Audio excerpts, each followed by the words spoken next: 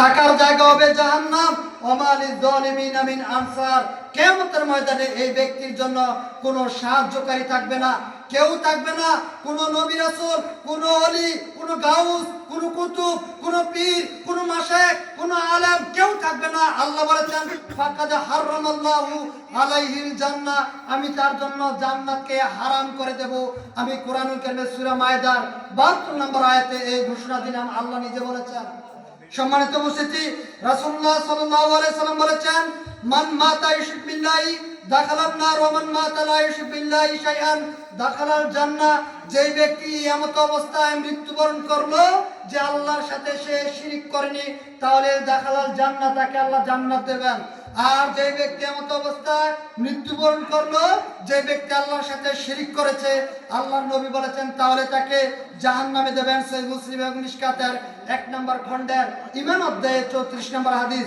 সম্মানিত উপস্থিতি, আল্লাহ সুবহানাহু ওয়া তাআলা সূরা বাইয়ানার 6 নম্বর আয়াতে বলেন ইন্নাল্লাযীনা কাফারু মিন আহলিল কিতাবি ওয়াল মুশরিকিনা ফি নারি জাহান্নামা খালিদিনা ফিহা উলাইকা হুমুশ শাররুল বারিয়া।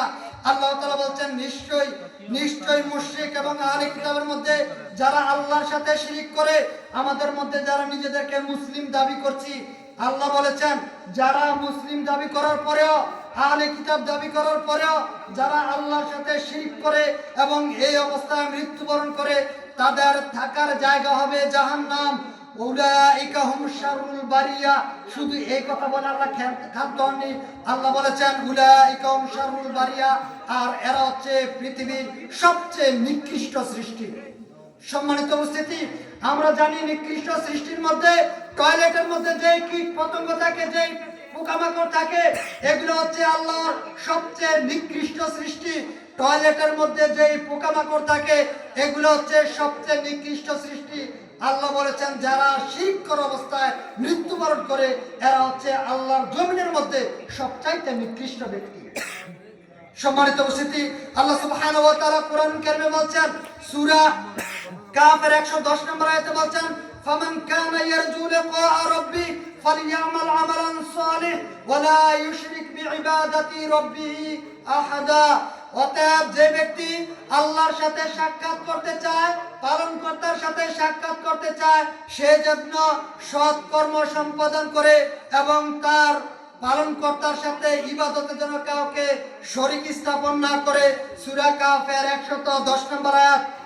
ইবনে আব্বাস রাদিয়াল্লাহু তাআলা আনহু বলেন রাসূলুল্লাহ সাল্লাল্লাহু আলাইহি সাল্লাম বলেছেন ইয়াদখুলুল জান্নাতা মিন উম্মতি 70 আলফান বিগাইরি হিসাব হুমুল্লাযীনা লা ইস্তারকুনা ওয়া লা ইয়াতাতায়্যারুনা ওয়া আলা রাব্বিহিম ইয়াতাওয়াক্কালুন। সম্মানিত মা বোনেরা, আপনাদের ব্যাপারে কয়েকটা কথা এই হাদিস থেকে আপনারা জেনে নিন। রাসূলুল্লাহ সাল্লাল্লাহু আলাইহি সাল্লাম বলেছেন, ইবনে আব্বাস রাসূল সাল্লাল্লাহু আলাইহি সাল্লামের চাচা যান, তিনি বলছেন যে আল্লাহর নবী বলেছেন ইয়াদখুলুল জান্নাতা মিন উম্মতি 70 আলফান বিগাইরি হিসাব হুমুল্লাযীনা লা ইস্তারকুনা ওয়া লা ইয়াতাতায়্যারুনা ওয়া আলা রাব্বিহিম ইয়াতাওয়াক্কালুন। আল্লাহ তাআলা 70,000 লোক রয়েছে যাদেরকে আল্লাহ তাআলা বিনা হিসাবে জান্নাত দেবেন, যাদের কোনো হিসাব না হবে না, এমনিতেই তাদেরকে জান্নাত দেওয়া হবে। তার মধ্যে প্রথম হচ্ছে উম্মুল্লাযীনা লা ইস্তারকুনা, যারা জীবনে কখনো কোনোদিন ঝাড়ফুঁক গ্রহণ করে না, হক যার হুকুক হোক অথবা না হোক যার হুকুক হোক। কোরআন সুন্নাহ দিয়ে ঝাড়ফুঁক করা জায়েজ, কোরআন সুন্নাহ দিয়ে ঝাড়ফুঁক করা জায়েজ, তবে আল্লাহ নবী বলেছেন যদি আপনি বিনা হিসাবে জান্নাতে যেতে চান তাহলে আপনি কোরআন সুন্নাহ দিয়ে ঝাড়ফুঁক গ্রহণ করতে পারবেন না। সম্মানিত উপস্থিতি, রাসূলুল্লাহ সাল্লাল্লাহু আলাইহি সাল্লাম বলেছেন হুমুল্লাযীনা লা ইস্তারকুনা, যারা কখনো কোনোদিন ঝাড়ফুঁক গ্রহণ করে না, এরা বিনা হিসাবে জান্নাতে যাবে, এদেরকে কোনো হিসাব নেওয়া হবে না। ওয়া লা ইয়াতাতায়্যারুনা, এবং যারা কখনো কুফলে বিশ্বাস করে না। কুফল মানে হচ্ছে যে ঘর থেকে বের হয়েছেন, ঘর থেকে বের হওয়ার পরে পিছন থেকে ডাক দেওয়া যায় না, এই চিন্তা চেতনা মাথায় নেওয়া, এটা হচ্ছে কুফল। এমন কুফল করা যাবে না। সম্মানিত উপস্থিতি, সন্ধ্যার সময় ঘর ঝাড়ু দেওয়া যায় না, দোকানপাট ঝাড়ু দেওয়া যায় না, এগুলি হচ্ছে শিরক, এগুলি হচ্ছে কুসংস্কার। এই কুসংস্কার বিশ্বাস করা যাবে না, এগুলো থেকে আপনাদেরকে ফিরত আসতে হবে। সকালবেলা অথবা বিকালবেলা দোকান খোলার পর বাকিতে সদাই দেওয়া যায় না, এই কথা বলা শিরক। এরপরে আপনার ঘর ঝাড়ু দেওয়া যায় না, এগুলো হচ্ছে কুসংস্কার।